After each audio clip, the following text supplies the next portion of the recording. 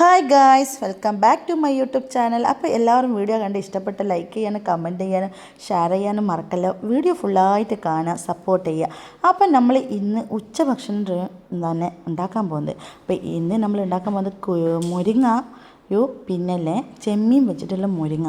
മാങ്ങ വെച്ചിട്ടാണ് ഉണ്ടാക്കണമെന്നുണ്ടായിരുന്നു, പക്ഷെ അതിനുള്ള മാങ്ങ കിട്ടിയില്ല. അപ്പോൾ അതിൻ്റെ ഇടയിൽ കൂടി മമ്മു വന്നിട്ട് പറയുക ഓരോരോ എന്താ പറയുക അനിയനായിട്ട് കളിച്ച കാര്യങ്ങളാണ്, ഇങ്ങനെ ശ്വാസമൊക്കെ വലിച്ചെന്ന് പറഞ്ഞിട്ടാണ് പറയുന്നത്. അപ്പോൾ ഓൻ്റെ പ്രകടനങ്ങളൊക്കെ കഴിഞ്ഞ് അപ്പോൾ അടുത്ത് നമ്മൾ പാവക്കല്ല കയ്പ്പക്ക, സോറി തമിഴാണ് വന്നു പോയത്. കയ്പ്പക്ക ഉണ്ടല്ലോ കുറച്ച് പഴുത്തിന്, പക്ഷെ പഴുപ്പ് പുറമേ ഒരു മഞ്ഞ കളർ വന്നിട്ടേ ഉള്ളൂ, ഉള്ളിലൊന്നും ആയിട്ടില്ല. അങ്ങനെ അതൊക്കെ മുറിച്ചെടുത്തു. അങ്ങനെ വെള്ളം തിളച്ച് വന്ന സമയത്ത് അരിയൊക്കെ കഴുകിയിട്ട് ഇട്ടു. അപ്പം ഞാൻ ഇന്ന് രാവിലെ ബ്രേക്ക്ഫാസ്റ്റ് കഴിച്ചിട്ടില്ല, അപ്പോൾ അതിനെ വേണ്ടിയിട്ട് ഞാൻ എന്താക്കി, സമയം ഏകദേശം 11 മണിയൊക്കെ ആയി. അപ്പോൾ ഭയങ്കര ക്ഷീണമൊക്കെ ആയി. എന്താണെന്ന് വെച്ചാൽ ചൂടും കഴിച്ചിട്ടുമില്ല. അപ്പം ഞാൻ 2 ദോശ എടുത്ത് കഴിക്കാമെന്ന് വെച്ചാൽ, അപ്പോൾ രാവിലെ ഞാൻ മത്തി മുളകിട്ടതാണ്, പുളിമുളകിട്ടോണ്ടേ അത് കൂട്ടിനാണ് കഴിക്കുന്നത്. അപ്പോൾ അതിൻ്റെ ഇടയിൽ കൂടി ഒരാൾ വരുന്നുണ്ട്. അപ്പോൾ ഐസലാണ് വന്നിട്ട് എന്നോട് എനക്കും തന്നു. പക്ഷേ ഓന് ഈ പുളിമുളകിട്ട കറി തീരെ കൂട്ടൂലായിരുന്നു. എന്നോട് പറയാം എനിക്ക് തന്നിക്കുക. അങ്ങനെ അത് കഴിച്ചിട്ട് എരിയുന്നതെന്ന് പറഞ്ഞിട്ട് കരച്ചിലൊക്കെ തുടങ്ങിയായിരുന്നു.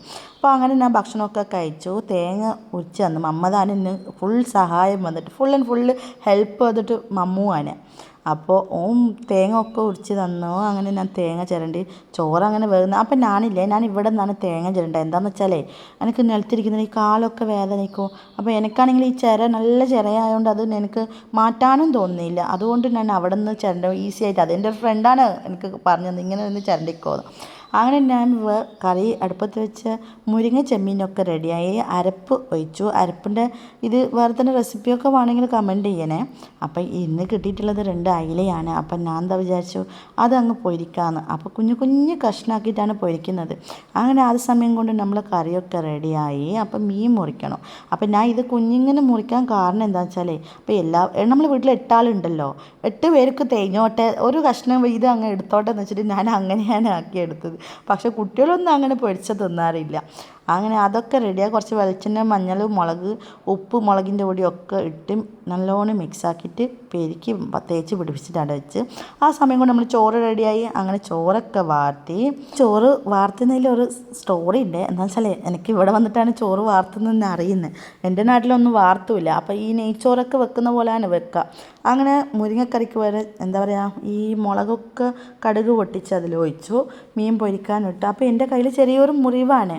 അപ്പോൾ എന്നോട് മമ്മ പറയാ, ഉമ്മ കഴുകണ്ട, ഉമ്മക്ക് വേദനിക്കൂലേ, ഞാൻ പാത്രമൊക്കെ തേച്ച് കഴിത്തന്നെ. അങ്ങനെ എൻ്റെ പൊന്നു മോനാണ് ഇന്ന് പാത്രമൊക്കെ ഫുൾ എന്താ പറയുക സഹായിച്ചുകൊണ്ടിരുന്നത് എൻ്റെ മോനാണ്. അപ്പോൾ അതിൻ്റെ ഇടയിൽ കൂടെ ഉണ്ട് ഫ്രണ്ട് വന്നിട്ടുണ്ടെന്ന് ഓന് വിളിക്കുന്ന സമയത്ത് ഓൻ പറയാ ഇതാ വരുന്നതെന്ന്. പക്ഷേ ഓനറിയില്ല ഇവൻ ഇവിടെ നിന്ന് പാത്രമാണ് കഴുകുന്നതെന്ന്.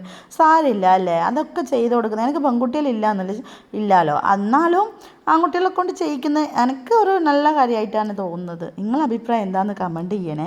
അങ്ങനെ അതൊക്കെ കഴിഞ്ഞു. ഇനി ഗ്യാസ് നമ്മൾ അടുപ്പൊക്കെ തേച്ച് വൃത്തിയാക്കണം, അതാണ് അടുത്ത പരിപാടി. അങ്ങനെ നമ്മൾ സ്ക്രബ് ചെയ്ത് ഈ സൈഡൊക്കെ മീൻ പൊരിച്ചാലേ ചെറുങ്ങനെ തെറിച്ചിട്ടുണ്ടാവുമല്ലോ. അപ്പോൾ അത് അന്നേരം തന്നെ കൈയോടൊക്കെ തുടച്ച് വൃത്തിയാക്കിയാൽ പിന്നെ അത് നമ്മൾ വൃത്തിയാക്കേണ്ട ആവശ്യമൊന്നും വരുന്നില്ല.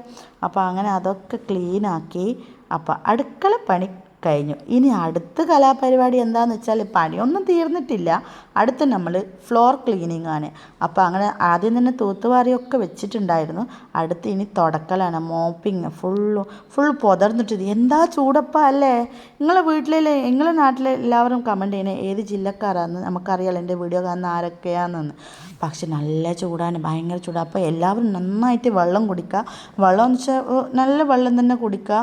പുറമേ ഉള്ള ഒരു ഡ്രിങ്ക്സ് ഒന്നും വാങ്ങി കുടിക്കേണ്ട. ഇതിൻ്റെ വീഡിയോ എടുക്കാൻ വിട്ടുപോയി. എന്താണെന്ന് വെച്ചാൽ ഇത് ഞാൻ പുതിനയും നാരങ്ങ ഇട്ട് അടിച്ചതാണ്. അപ്പോൾ ഇന്നത്തെ വീഡിയോ വീണ്ടും കാണാം. ബൈ.